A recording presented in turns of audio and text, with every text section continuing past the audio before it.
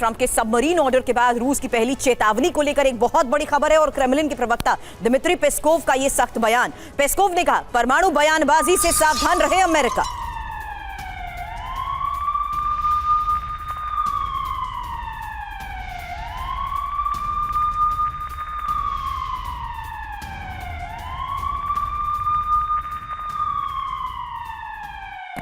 तो एक तरफ परमाणु बयानबाजी से बचने की सलाह दी जा रही है और दूसरी तरफ देखिए क्रेमलिन से भी बड़े संकेत मिलते नजर आ रहे हैं। ट्रंप को खुद जल्द जवाब देंगे पुतिन, ये कहा गया है। पुतिन खुद कुछ बड़ा ऐलान करेंगे, अब ये संकेत मिलते हुए नजर आ रहे हैं। देखिए अभी तक जो रूस की तरफ से आक्रामक बयान आपने देखे हैं वो रूस में नंबर 2 की हैसियत रखने वाले दिमित्री मेदवेदेव की तरफ से आते हैं, लेकिन अब ये संकेत मिलते नजर आ रहे हैं कि व्लादिमीर पुतिन जल्द ही खुद डोनाल्ड ट्रंप को दे सकते हैं जवाब।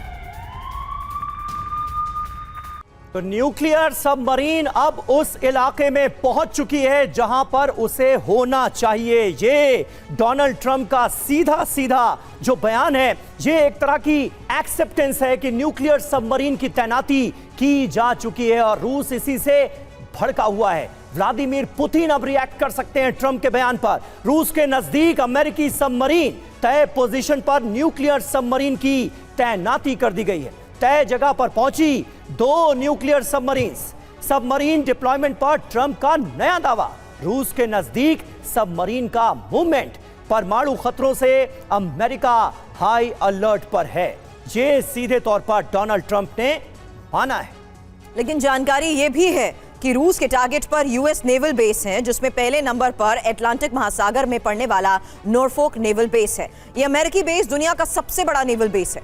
यहां एयरक्राफ्ट कैरियर डॉकयार्ड है, साथ ही इसे यूएस अटलांटिक फ्लीट का होम पोर्ट भी कहा जाता है। अमेरिका ने यूरोप अटलांटिक में ही ऑपरेशन का कमांड सेंटर बनाया है। दूसरा टारगेट सैन डिएगो बेस, जो प्रशांत महासागर में पड़ता है और इसे यूएस पैसिफिक फ्लीट का होम पोर्ट कहा जाता है।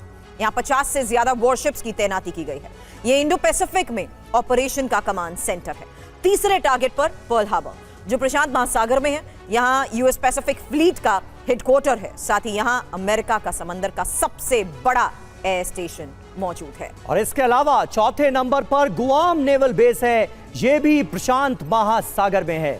इस बेस पर न्यूक्लियर सबमरीन की तैनाती की गई है। इससे साउथ चाइना सी में भी निगरानी रखी जाती है। 5वां टारगेट है हिंद महासागर में फारस की खाड़ी में पड़ने वाला मनामा, जो बहरीन के पास पड़ता है।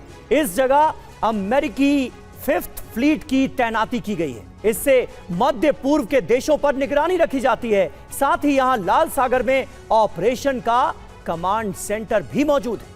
हालांकि एक बड़ा सवाल अतुल सर मैं आपसे यहां करना चाहती हूं, क्या वाकई या पुतिन ऐसा फैसला ले सकते हैं कि वो डायरेक्ट अमेरिका को टारगेट करें? देखिए, जहां न्यूक्लियर ब्रिंकमैनशिप का सवाल है, मेरे को नहीं लगता है कि वो पुतिन जब न्यूक्लियर वॉर की तरफ जब बढ़ जाता है तो वो डायरेक्ट अमेरिका पे ही अटैक करेंगे। जब तक वॉर कन्वेंशनल रहेगी तब तक शायद उनके बेसिस पर अटैक किया जाए, पर एक बार अगर ये न्यूक्लियर जो एक आयरन कर्टन है, जो न्यूक्लियर वो है, वो अगर ब्रीच हो जाता है तो उसके बाद तो सिर्फ डायरेक्ट अटैक ही होंगे देशों के ऊपर। और न्यूक्लियर सबमरीन्स का जो आप बताते हैं, उनकी सबसे बड़ी खासियत ये है कि एक तो वो नीचे हैं, पानी के नीचे हैं, उनको डिटेक्ट करना मुश्किल है और वो लंबे समय तक रह सकते हैं उसके ऊपर। तो वहाँ से अटैक जब किया जाएगा, एक रिटेलिएटरी अटैक किया जा सकता है। अगर अमेरिका अटैक करता है पहले रशिया के ऊपर, तो रशिया अपने न्यूक्लियर सबमरीन्स के थ्रू अमेरिका के ऊपर अटैक कर सकता है, डायरेक्ट अटैक।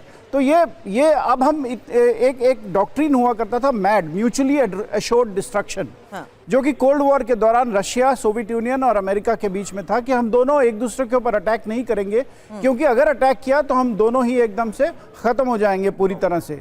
आज वो लगता है कि दोबारा से अब हम 1962 में सबसे पहली बार हुआ था कि 2 न्यूक्लियर पावर एकदम पास में आए थे, पास आए थे, क्यूबन मिसाइल क्राइसिस जिसको कहा जाता है। आज बहुत सालों बाद अब लग रहा है कि ट्रंप जो है एकदम दोबारा दुनिया को उसी मुकाम पे खड़ा कर रहे हैं जहां पर न्यूक्लियर वॉर के बहुत चांसेस बढ़ते जा रहे हैं। बिल्कुल मनीष, ये पोस्टरिंग की जा रही है या फिर वाकई तनाव इस मुहाने पर आ चुका है कि नौबत हमले की आ जाए, अमेरिका और रूस के बीच डायरेक्ट जंग शुरू हो जाए?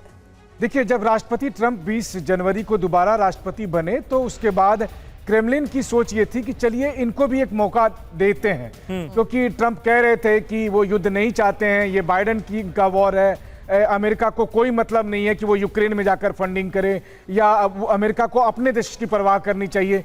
लेकिन 3-4 महीने बीतते बीतते व्हाइट हाउस में बैठे राष्ट्रपति ट्रंप ने ठीक वही सब कुछ बोलना शुरू किया, बल्कि बाइडेन से ज्यादा वो ट्रंप रूस के खिलाफ सख्त रुख अपनाते रहे और आखिर में उन्होंने हद कर दी जब उन्होंने 2 न्यूक्लियर सबमरीन को भेजने का आदेश दे दिया।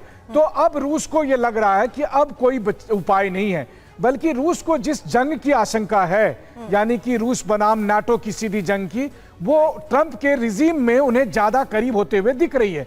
और इसीलिए रूस ने ये सारी तैयारी कर रखी है और देर सवेर पुतिन की तरफ से आप देखेंगे आधिकारिक तौर पर यह जवाब दिया जाएगा।